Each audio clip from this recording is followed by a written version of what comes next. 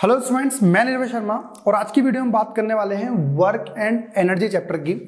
Chapter number 11 है class 9 के अंदर। इस चैप्टर के अंदर हम क्या क्या पढ़ने वाले हैं? पहली चीज हम पढ़ने वाले हैं वर्क के बारे में, दूसरा टॉपिक इसके अंदर है एनर्जी और तीसरा टॉपिक इसका है पावर। यदि मेरे से पूछा जाए तो इस चैप्टर का नाम होना चाहिए था work energy and power. 3 section में ये पूरा चैप्टर बटा हुआ है। अब इस चैप्टर में हम पढ़ेंगे क्या क्या और किस तरीके से पढ़ेंगे, सबसे पहले वो समझते हैं। बेटा देखिए, पहले चीज तो आपकी जो एनसीईआरटी है ना साइंस की, वो बहुत अच्छी लिखी हुई है। तो पहले तो हमें एनसीईआरटी के सारे एग्जाम्पल समझने हैं और एनसीईआरटी समझनी है। उसके बाद हम एनसीईआरटी के क्वेश्चंस और एनसीईआरटी एग्जाम्पलर के क्वेश्चंस करेंगे और साथ साथ हम मेरे असाइनमेंट से क्वेश्चन भी करेंगे इस चैप्टर के अंदर। तो स्टार्ट करते हैं हम। सबसे पहला टॉपिक क्या है इसका? वर्क। बेटा आगे पढ़ने से पहले सबसे पहले एनसीईआरटी उठा लो, जिससे कि आप जो मैं बता रहा हूं वो आप उसमें पढ़ भी पाओ। तो सबसे पहला टॉपिक आपके पास है वर्क। आपके हमारे अकॉर्डिंग या फिर हम कह सकते हैं डेली लाइफ के में जो भी वर्क का मीनिंग यूज किया जाता है, जैसे हमारी मम्मियां यूज कर रही हैं, हम यूज कर रहे हैं डेली लाइफ में, मतलब जो वर्क का मतलब है या फिर जो साइंस में वर्क का मतलब यूज किया जाता है, उन दोनों के बीच में बहुत डिफरेंस है। क्या डिफरेंस है पहले ये समझते हैं। तो पहले हमारे पास जो वर्क है, एक तो है डेली लाइफ वाला, डे टू डे लाइफ में, और दूसरा साइंस में। इन दोनों में डिफरेंस क्या है तो दोनों को समझते हैं। डेली लाइफ में, डे टू डे लाइफ में हम क्या करते हैं? डे टू डे लाइफ वाले केस में हम, जैसे एक बच्चा है, इसमें एग्जांपल एक कमली लड़की का दिया हुआ है, और डे टू डे लाइफ में, ठीक है, इसमें एग्जांपल लिखा हुआ है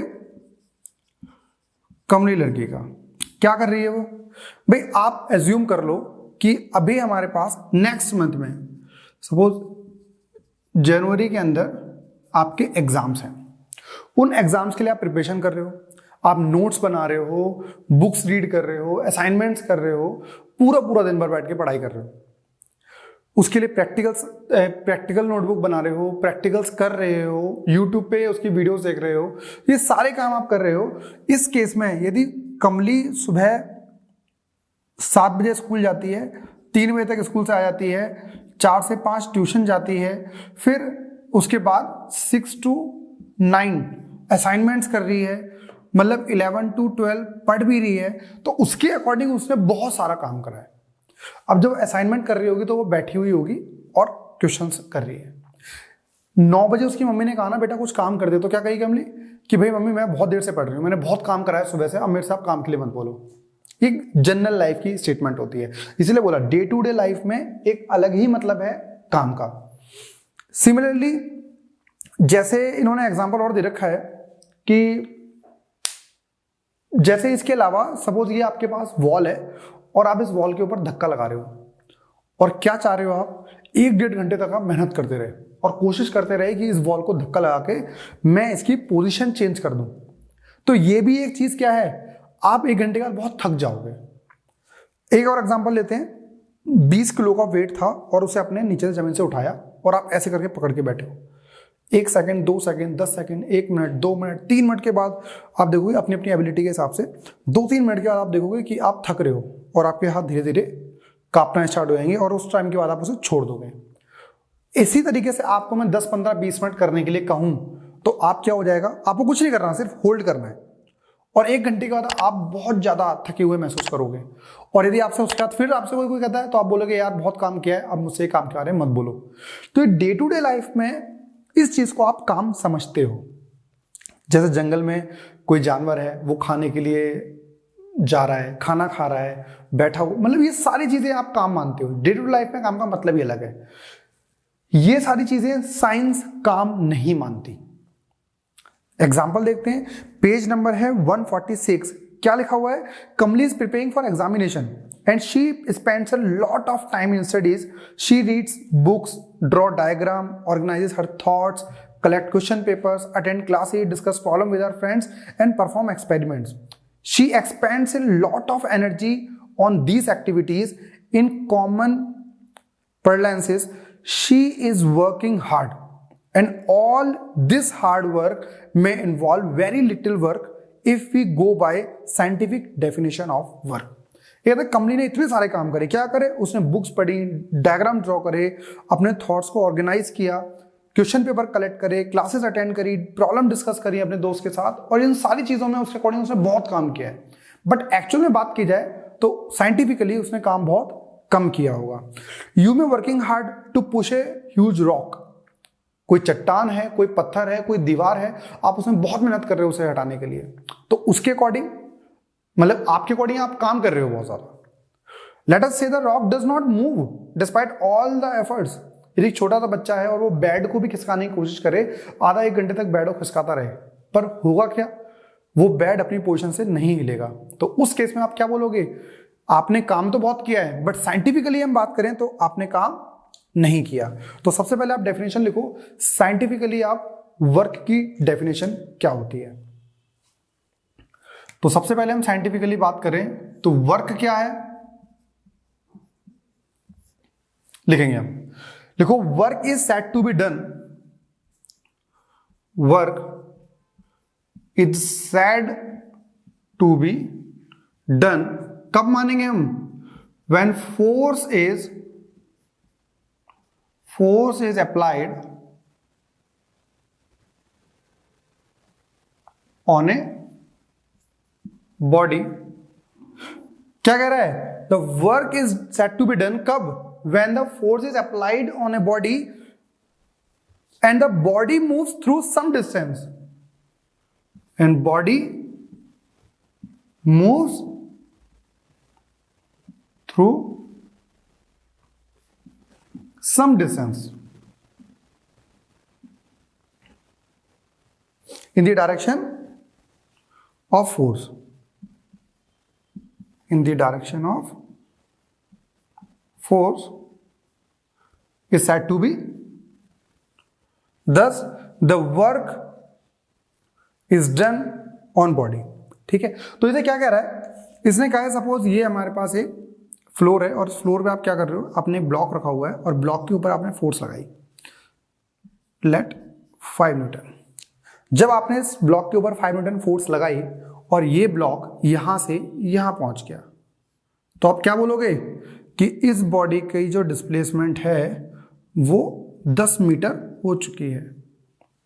तो क्या बोला गया, work is said to be done when force is applied, force applied करी हमने 5 newton on a body and body moves through a some distance. तो बॉडी ने क्या करा है, यहां से लेके यहां तक बॉडी गई और बॉडी ने थ्रू सम डिस्टेंस, कुछ डिस्टेंस ट्रेवल करा है, कितना, 10 मीटर।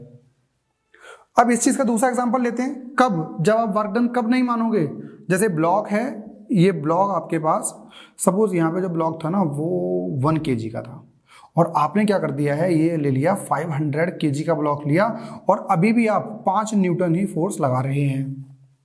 बात समझ में आ गई, आपने वेट क्या कर दिया, मास क्या कर दिया, बहुत ज्यादा कर दिया और आपने फोर्स अभी उतनी ही लगा रहे हैं। जैसे इस वॉल है, इस वॉल को मूव कराने के लिए मैं अभी इतनी फोर्स लगा रहा हूं, अब होगा क्या, आप फोर्स तो लगाते रहोगे but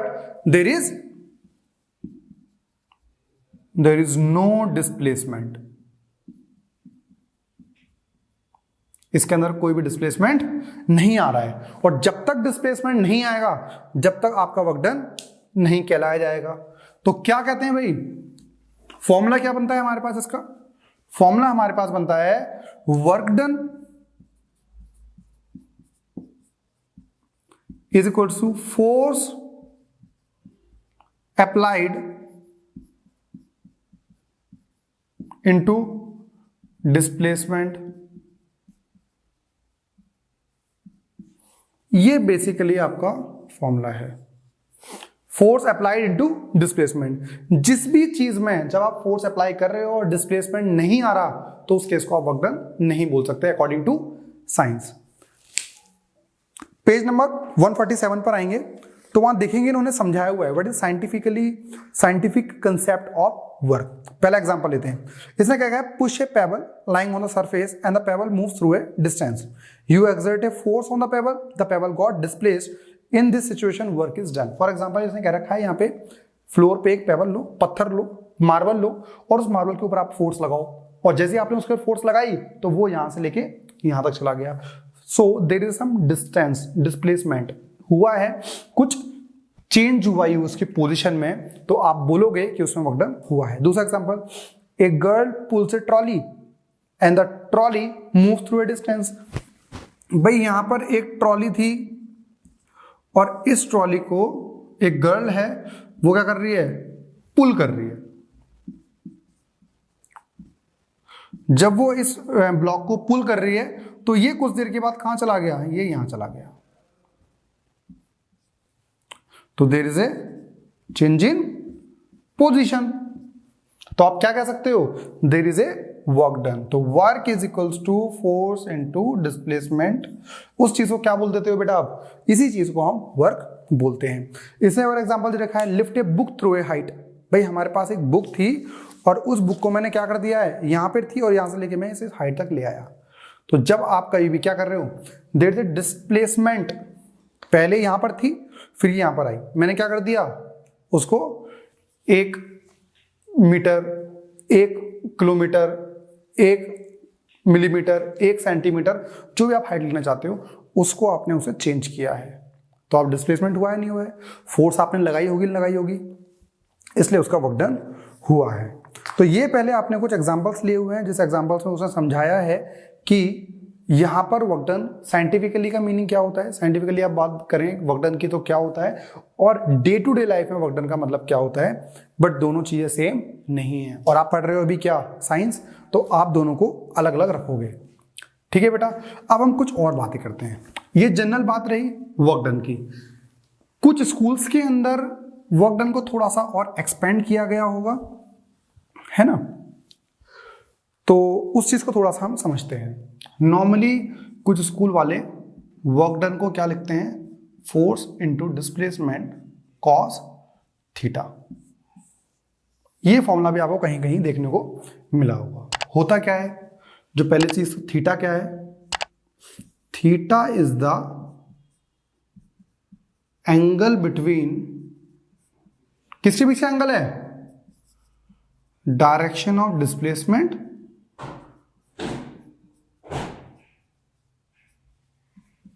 and direction of force. Direction of force and direction of displacement के बीच का ये एंगल है। फॉर एग्जांपल, जैसे आपके पास ये ब्लॉक रखा हुआ है, आपने फोर्स लगाई इधर, ठीक है बेटा। अब होगा क्या, जब आप इसे यूं करके खींच रहे हो तो ये वाला ब्लॉक इधर जाएगा, हाँ या ना, तो इधर हो गया डिस्प्लेसमेंट की डायरेक्शन और ये डायरेक्शन किसी हो गई, फोर्स की। तो इन दोनों के बीच का जो एंगल है, this angle is known as the theta. बात समझ में आई नहीं आई? फॉर एग्जांपल एक और लेते हैं, जैसे आपके पास ये वाला ब्लॉक है,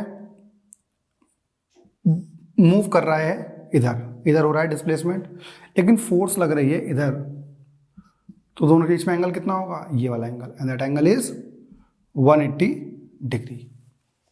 बात समझ में आई नहीं आई? तो आपके पास जो फोर्स और डिस्प्लेसमेंट के बीच का जो एंगल होता है ना, वो हमारे थीटा होता है। फॉर एग्जांपल ये ब्लॉक रखा हुआ है, डिस्प्लेसमेंट हो रहा है इधर और ग्रेविटेशन फोर्स लग रही है नीचे, तो यहां पे एंगल कितना हो जाएगा, दिस एंगल इज 90 डिग्री। तो मैं आपको एक चीज बता दूं, क्योंकि आपने यहाँ पे कॉस की वैल्यू पुट करनी पड़ेगी, तो कॉस थीटा की वैल्यू कब, व्हेन थीटा इज, यहाँ पे 0 डिग्री ले लो, 30 डिग्री, 45 डिग्री, 60 डिग्री, 90 डिग्री और 180 डिग्री। इस चीज को थोड़ा समझते हुए चलना। कॉस 0 की वैल्यू होती है 1, कॉस 30 डिग्री √3/2, 1/√2, 1/2। बात समझ में आई नहीं आई? और यहां की बात करोगे तो -1 हो गया। समझे नहीं समझे? तो cos 0 1, cos 30 √3/2, cos 45 1/√2, cos 60 1/2, cos 90 0 और cos 180 -1। ये आपके पास वैल्यूज यूज हो सकती हैं। तो इसके बिहाफ पे यदि हम बात करें, work done can be negative positive और जीरो। नेक्स्ट हेडिंग हमारे पास क्या आती है, work done can be negative, positive and zero. आइए अब इस चीज को समझते हैं। चलो पहले एंगल की बात कर लेंगे, छोटा सा क्वेश्चन कर लें इसके ऊपर, थोड़ा सा आपको समझ में आ जाएगा। ध्यान से समझना, एक ब्लॉक था, इस ब्लॉक के ऊपर आपने फोर्स लगाई है 20 न्यूटन, ठीक है बेटा, और इस ब्लॉक का जो मास है वो 5 kg है, और ये ब्लॉक इस डायरेक्शन में डिस्प्लेसमेंट कर रहा है। कुछ टाइम के बाद ये ब्लॉक का पहुंच गया इधर, फोर्स अभी 20 न्यूटन लग रही थी, पोजीशन में चेंज कितना आ गया है, आपने जो फोर्स लगाई है वो लगाई है 30 डिग्री पे, ठीक है भाई। डिस्प्लेसमेंट आ गया है 10 मीटर का। बात समझ में आई? वर्क डन का फॉर्मूला बताओ, force into displacement, force into displacement into cos theta. तो वर्क डन, फोर्स वाई कितनी लग रही है बेटा 20 न्यूटन। व्हाट इज डिस्प्लेसमेंट, यहां से लेके यहां तक गया है, कितना हो गया है 10 मीटर। कॉस एंगल कितना था बेटा 30 डिग्री, तो कितना आ गया 200, 2 इंटू 10, 20 इंटू 10, √3/2, 2 से 2 काट दोगे 100, तो √3 इंटू 100, √3 की वैल्यू 1.732 इंटू 100, 173.2 जूल्स, ये आ गया वर्क डन। तो वर्क डन की SI यूनिट क्या है, SI unit of work done is joules, J। समझ बात आ गई नहीं आ गई? ये बेसिकली आप बात कर रहे हो, आपको सिर्फ एंगल समझ में आना चाहिए किसका है, ठीक है भाई। नेक्स्ट मैं आपको क्या हेडिंग लिख रहा था, work done can be negative, positive और जीरो। लिखो heading next, work done can be negative, positive और zero. Work done can be negative, positive और जीरो।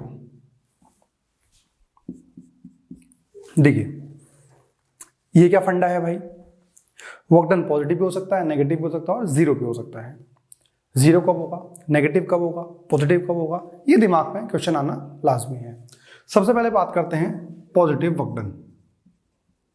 पॉजिटिव वर्क डन, जब आप पॉजिटिव वर्क डन पढ़ रहे हो तो उससे पहले आपको ये पता क्या चलना चाहिए, आप वर्क डन निकाल किसकी वजह से रहे हो।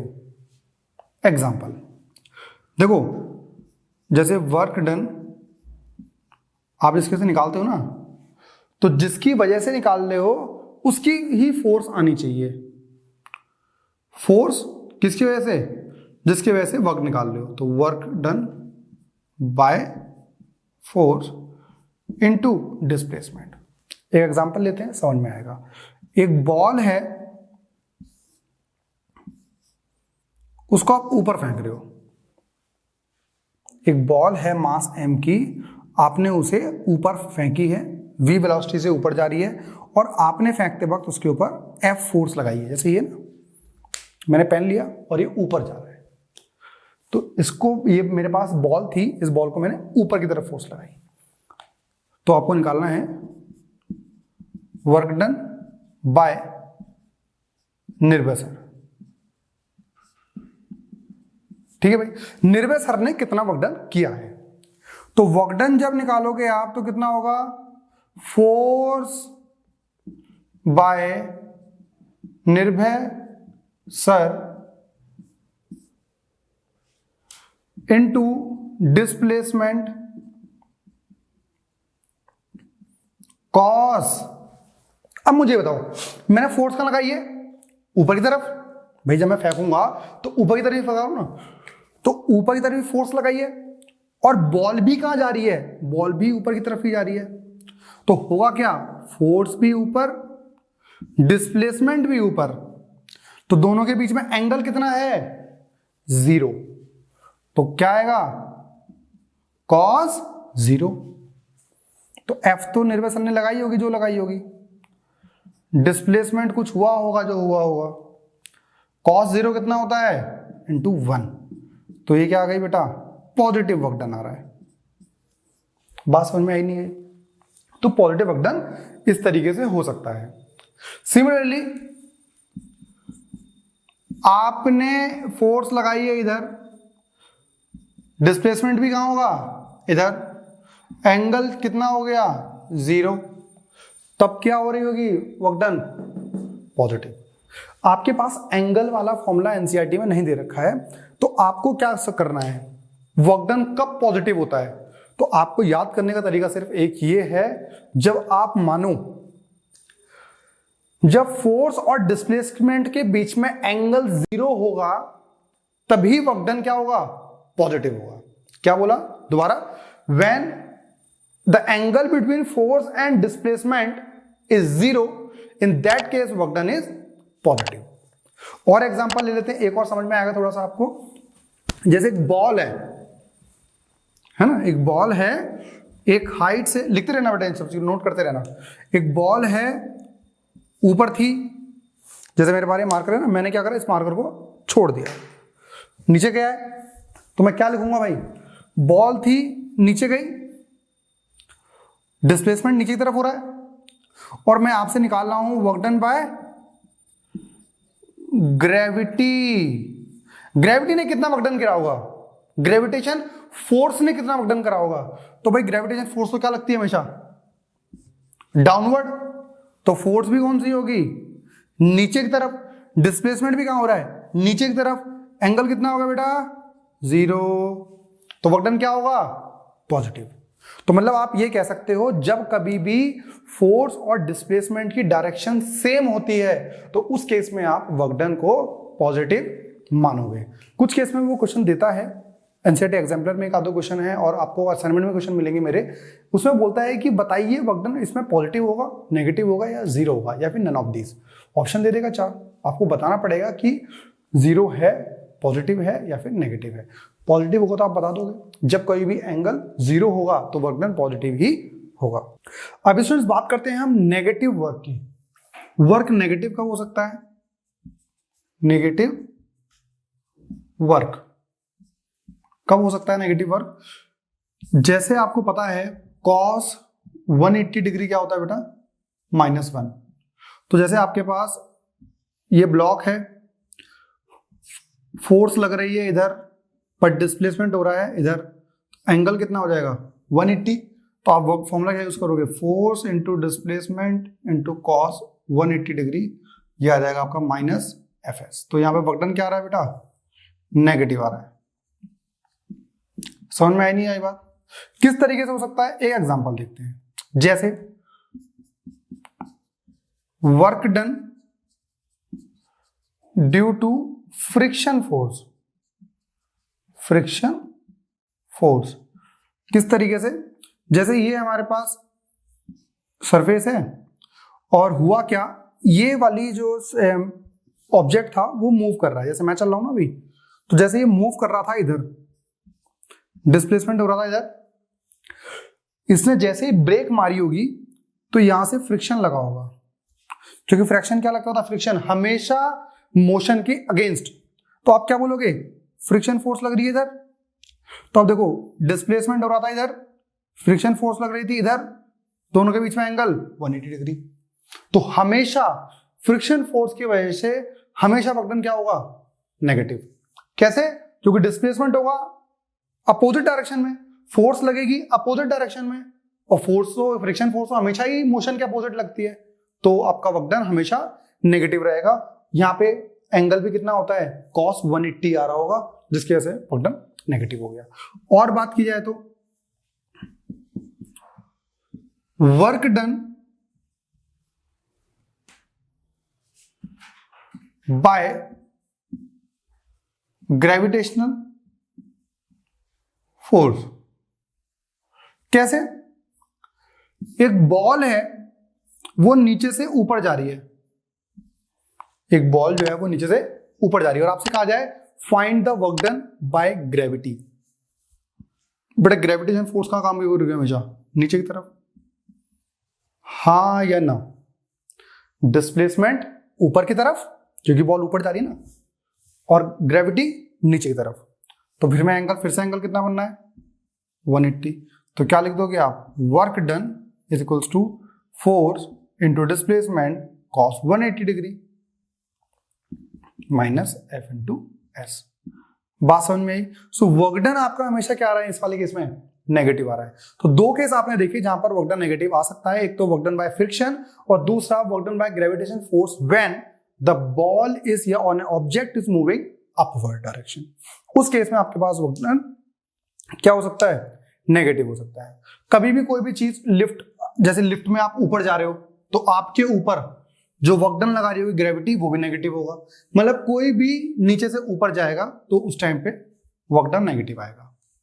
अब बात करते हैं हम जीरो वर्क डन की। जीरो वर्क डन कैसे हो सकता है? आइए समझते हैं। पहली चीज, ये ऑब्जेक्ट है, ठीक है भाई। इस ऑब्जेक्ट के ऊपर आप फोर्स लगाओ, जैसे ये दीवार हो गई ना, वॉल हो गई, इसके ऊपर मैं फोर्स लगा रहा हूं, but displacement is zero.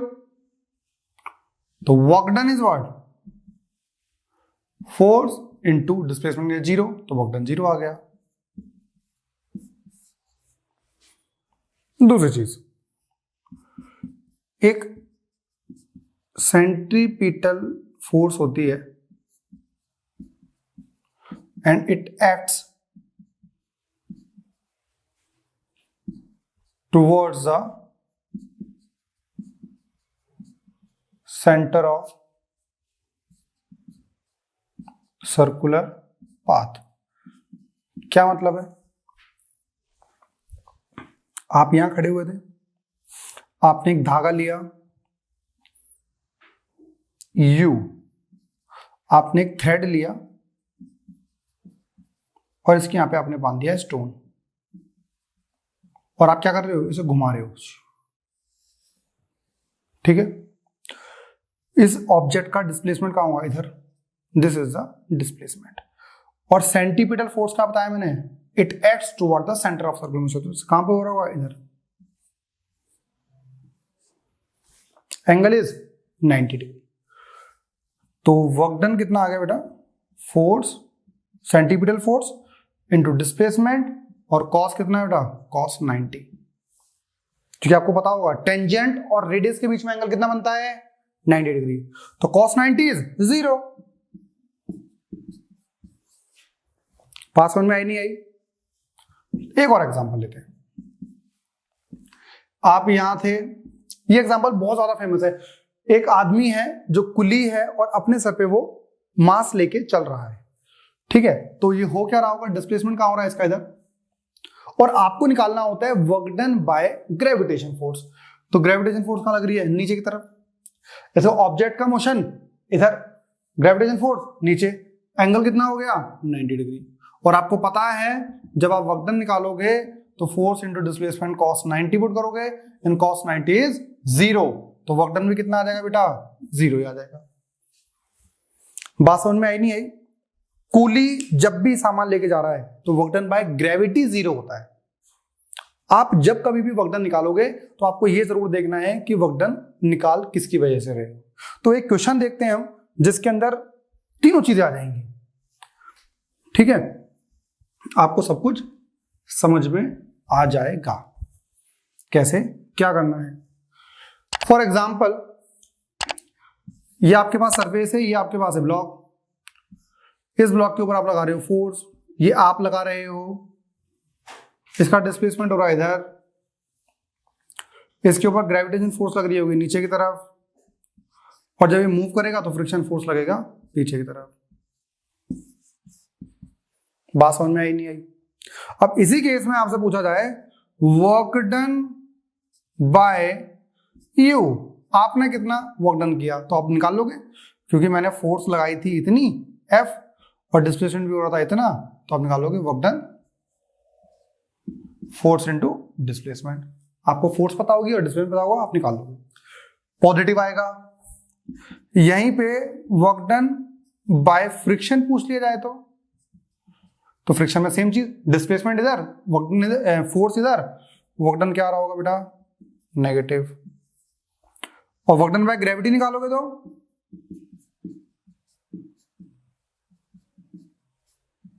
Work done is equals to 0। तो सेम ऑब्जेक्ट मूव कर रहा है, पर आपको यह देखना है कि वर्क डन निकालना किसकी वजह से है। Work done by man, work done by friction, work done by gravity, जिसकी वजह से वर्क डन निकालना है उसकी वजह से आप वर्क डन इजीली निकाल सकते हो। तो हमने 147 तक ये चीज पढ़ ली है। एग्जांपल नंबर 11.1 देखते हैं। इसने क्या बोला है, एक ऑब्जेक्ट है जो 5 न्यूटन का उसके ऊपर फोर्स लगाया जा रहा है, 2 मीटर डिस्टेंस वो ट्रेवल कर लेता है, डिस्प्लेस हो जाता है। तो आप बड़े आराम से क्या निकालोगे, work done is equal to force into displacement. Force कितनी लगा रहे हो बेटा आप, 5 न्यूटन। डिस्प्लेसमेंट कितना हो रहा है, 2 metre.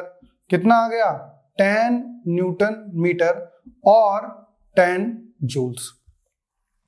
If force act on the object all through the displacement, and इसमें अब इंटेक्स क्वेश्चन नंबर 1 पेज नंबर 148 पे ही है। क्या कह रहा है, 7 newton act on an object, the displacement is से 8 मीटर। 7 न्यूटन फोर्स लगा रहे हो, 8 मीटर डिस्प्लेसमेंट हो रहा है। और देखो जिस डायरेक्शन फोर्स लगा रहे हो उस डायरेक्शन में डिस्प्लेसमेंट हो रहा है। आपको हर केस में कॉस थीटा लेने की जरूरत नहीं है, एनसीईआरटी में कॉस थीटा है ही नहीं। मैंने आपको बता दिया, यदि कोई बताता है या फिर प्रदीप बुक पढ़ते हो या फिर आप एचसी वर्मा पढ़ते हो, वहां पे कुछ क्वेश्चंस आपके पास दे रखे हैं ऐसे। तो 56 जूल्स आपके पास आंसर आ गया, ठीक है ना बेटा। तो आप जिस डायरेक्शन में फोर्स लगा रहे थे उस डायरेक्शन में वर्क डन आ रहा था। फिर आप इस तरीके से क्वेश्चन को बड़े इजीली तरीके से फाइंड कर सकते हो। अब मैं कुछ अच्छे क्वेश्चन करवाता हूं वर्क डन के ऊपर ही, और हम ग्राफ के क्वेश्चन करते हैं। ग्राफ के क्वेश्चन किस तरीके से कर पाएंगे वर्क डन के केस में। इसमें जब हम वर्क डन कैलकुलेट करते हैं ना, तो बेसिकली हमारे पास 2 टाइप के मोशन हो सकते हैं। एक तो हॉरिजॉन्टल मोशन हो सकता है और एक वर्टिकल मोशन हो सकता है। हॉरिजॉन्टल किस तरीके से, जैसे आपके पास सरफेस है, आपने इस ऑब्जेक्ट के ऊपर फोर्स लगाई और फोर्स लगाने के बाद वो डिस्प्लेसमेंट एस हो गया। तो यहाँ पे वर्क डन आपका कितना आ रहा था, फोर्स इंटू डिस्प्लेसमेंट। बेटा फोर्स कितनी होती है, M into a into S. तो इस वाले केस में आप ये वाला फॉर्मूला लगा सकते हो। आपको ए निकालना पड़ सकता है by using such formulas, v is equal to u plus a t, v square minus u square equal to 2as, और s is equal to u t plus half a t square से इन सब से आपको a निकालना पड़ सकता है। वर्टिकल मोशन की यदि हम बात करें तो आप, ये आपका सरफेस है और आप यहाँ से ऊपर की तरफ जा रहे हो, तो यहाँ पे आपके पास ये ऑब्जेक्ट है, इस ऑब्जेक्ट को ऊपर की तरफ लेके जा रहे हो, तो यहाँ पे वर्क डन आएगा फोर्स इनटू डिस्प्लेसमेंट में क्या आएगा, डिस्प्लेसमेंट पहले बॉल यहाँ पर थी अब यहाँ पहुंच गई, तो there is a difference is height. यहाँ पर फोर्स कौन सी काम कर रही होगी, यहाँ फोर्स काम कर रही होगी m into g, that is h. तो ये आपके पास वर्क डन आ गया एम जी एच, क्योंकि यहाँ पे होती है एम ए, यहाँ पर होगा m g. G is the acceleration due to gravity, acceleration due to gravity, और इस g की वैल्यू होती है 9.8 मीटर पर सेकंड स्क्वायर, और इसको आप g को 10 भी ले सकते हो। दोनों चीजें आपके पास ऑप्शंस में है, ठीक है बेटा। तो 2 फॉर्मूले हैं और दोनों फॉर्मूले को हमें सॉल्व करना है, क्वेश्चन को किस तरीके से हो सकता है। पहले हम बात करते हैं वर्टिकल मोशन की। आप एक क्वेश्चन लिखिए, फिर आपको आगे पता लगेगा। क्या कह रहा है, a boy of mass 55 kg, जल्दी लिखो, a boy of mass 55 kg runs up a flight of 40 stairs. A boy of mass 55 kg runs up a flight of 40 stairs, each measuring 0.5 meter. Each measuring 0.5 meter. Calculate the work done by the boy. Calculate the work done by the boy. देखिए भाई, एक लड़का है, वो इन stairs पे ऊपर की तरफ जा रहा है, ठीक है बेटा, और हर इसकी कितनी है 0.15 मीटर, 0.15 मीटर, 0.15 मीटर, इस टाइप से वो जा रहा है, ठीक है। यहां से लेके यहां तक लेकर गया है सपोज, तो ये हाइट, ये क्या हो जाएगी, दिस इज हाइट, है ना।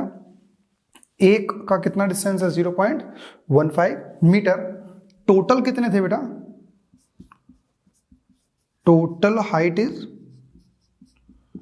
0.15 मीटर इंटू 40, मल्टीप्लाई करोगे तो कितना आ जाएगा 40 into this 15 that is 600, decimal लगाओगे तो 6 मीटर आ गया आपके पास, h is equal to 6 metre.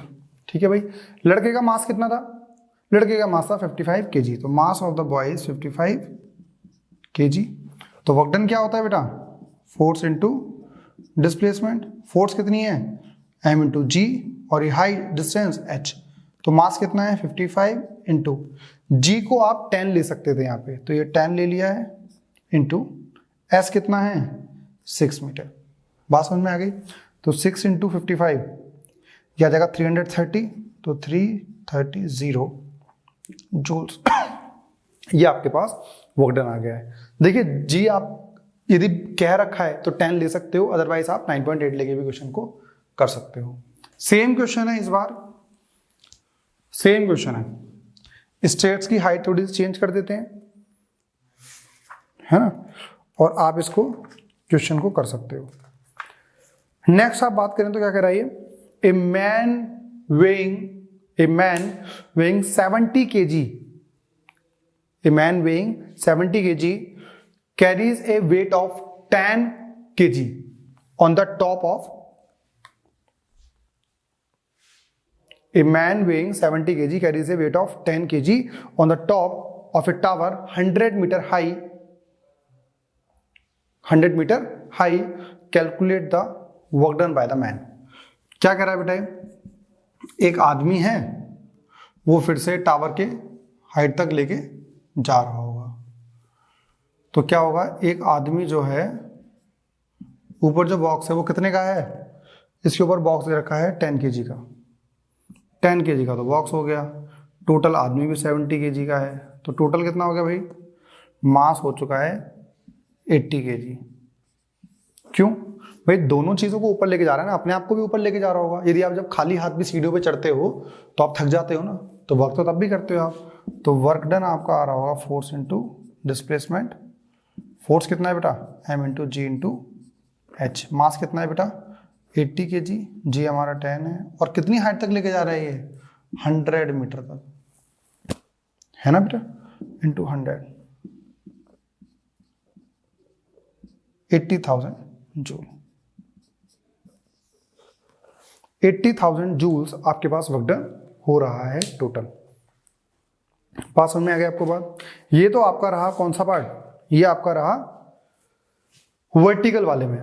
Horizontal के कुछ एग्जांपल देखते हैं क्या क्वेश्चन हो सकता है। लिखिए, a body of mass 5 kg, a body of mass 5 kg initially at rest, a body of mass 5 kg initially at rest is subjected to a force of 20 Newton, is subjected to a force of 20 Newton.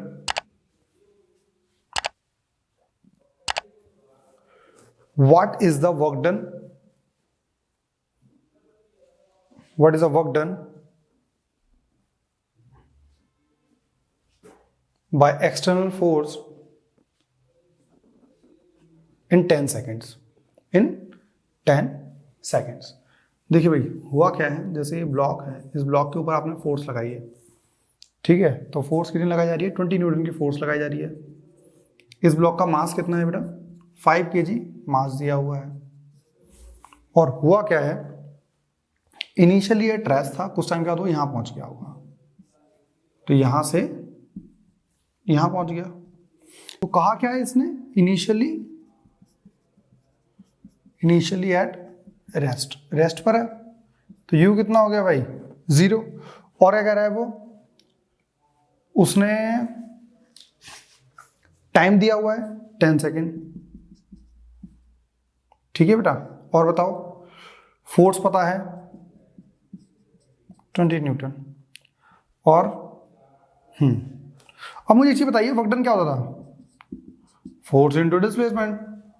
तो force तो आपको पता है, 420 Newton. Displacement नहीं पता कि इतने time में 10 सेकंड में वो बॉडी यहां से यहां तक कितना डिस्प्लेसमेंट कर लेगी। डिस्प्लेसमेंट के दो फॉर्मूले हैं, एक तो है v square minus u square equal to 2as। तो आपको s निकालना है, ना तो बेटा आपको a पता और ना ही आपको v पता, तो ये तो यूज नहीं करेंगे हम। s is equal to ut plus half at square. u कितना है बेटा 0, s कितना आ गया 1/2 at स्क्वायर। इसमें सिर्फ आपको a नहीं पता, यदि आप a निकाल लो तो s निकाल सकते हो। और कोई फॉर्मूला बताओ क्या होता है भाई, F is equal to m होता है नहीं होता।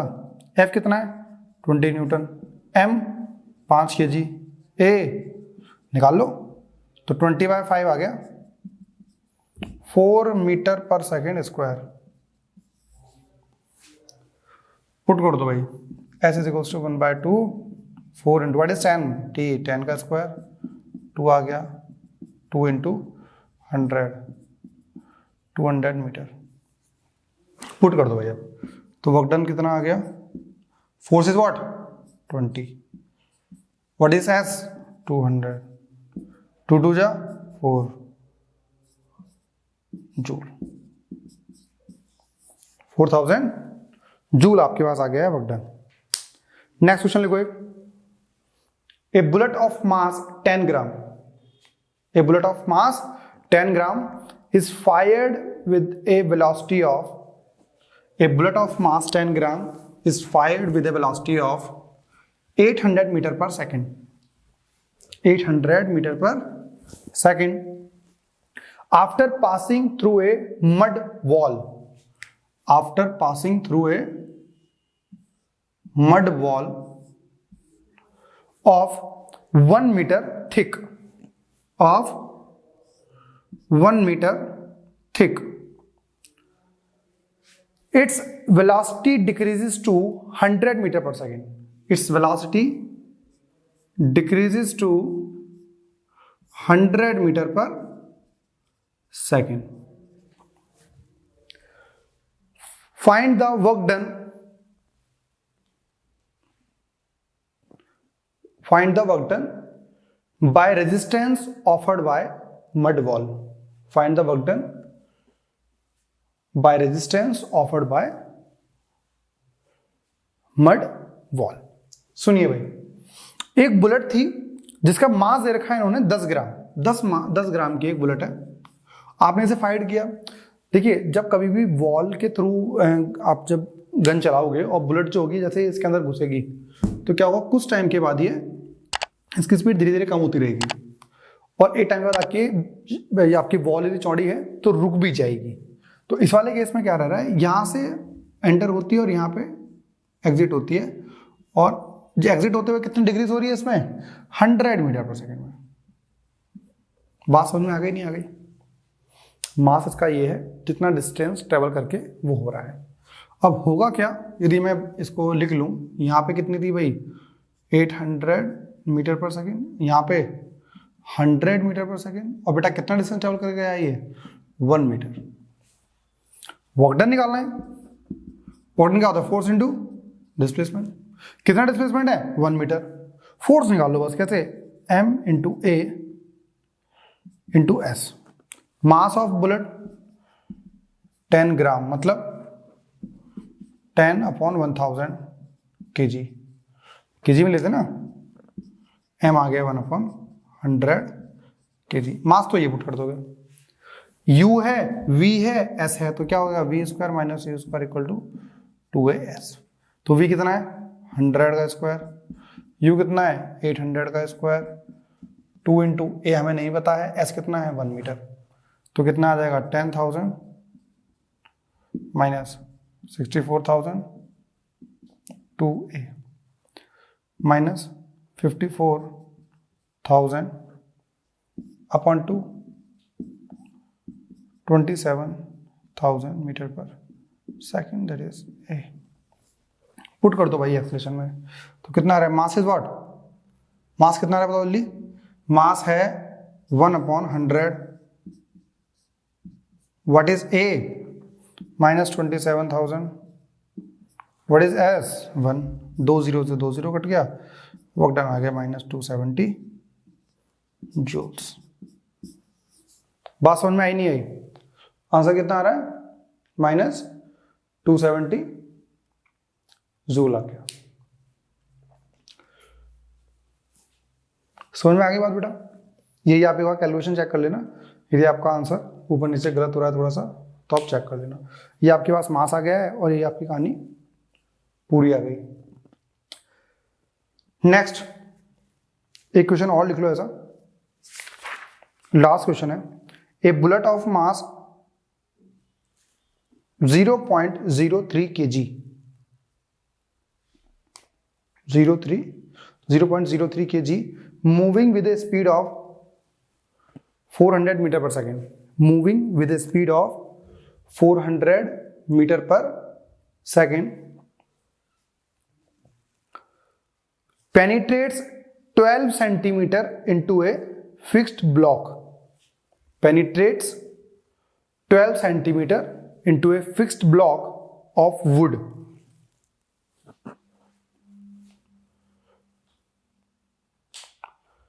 Find the or calculate the work done to penetrate that distance. To penetrate that distance. Calculation में कोई एरर हो तो आपका जो आंसर आ रहा हो वो मुझे एक बार बता देना, अदरवाइज यही है। ठीक है भाई, हम बात करते हैं अब इसमें कैसे वर्क डन निकालोगे। एक वुडन ब्लॉक है बेटा,